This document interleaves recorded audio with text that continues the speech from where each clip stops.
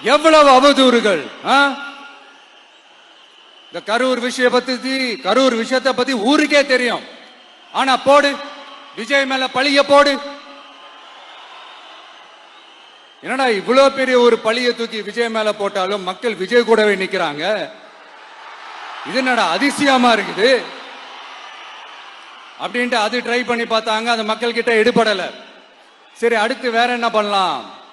முடக்கு, ஜனநாயகனா முடக்கு. படத்தை முடக்குனா கொஞ்சம் பையன் கொஞ்சம் டிஸ்டர்ப் ஆயிடுவான். அதனால படத்தை முடக்கு. இது யாரு முடக்குனாங்கன்றது உங்களுக்கே தெரியும். அது நான் சொல்ல வேண்டிய அவசியம் உங்களுக்கு இல்ல.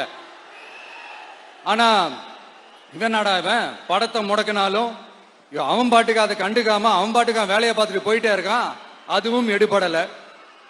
சரி, அடுத்து வேற என்ன பண்ணலாம்? போடு, SOPன்னு ஒண்ணு போடு.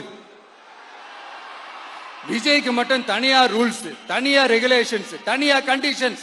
அவனுக்கு மட்டும் போடு. மத்த கட்சிகள்லாம் விடு, விஜய்க்கு மட்டும் தனி கண்டிஷன்ஸ் போடு. அவன் வெளியவே வரக்கூடாது, மக்களை சந்திக்கவே கூடாது. என்னாச்சு? அதுவும் எடுபடல. சரி, அடுத்து வேற என்ன பண்ணலாம்? நம்மளை சுத்தி இருக்கிறவங்கள வச்சு, அதாவது இத்தனை வருஷமா வெயிட் பண்ணி இப்போ எலெக்ஷனுக்கு 30 நாளைக்கு முன்னாடி கரெக்டா அந்த டைம் பார்த்து ஒரு அவதூறு பரப்ப வேண்டியது. அது என்னன்னு உங்களுக்கே தெரியும். அதுவும் மக்கள் கிட்ட எடுபடல. அது மாதிரி எத்தனை சோதனைகள், எத்தனை வேதனைகள் நீங்க கொடுத்தாலும் இந்த திமுகனாலேயோ இல்ல இந்த பாஜகனாலேயோ இல்ல இந்த மற்றும் பலர்னாலேயோ இல்ல எந்த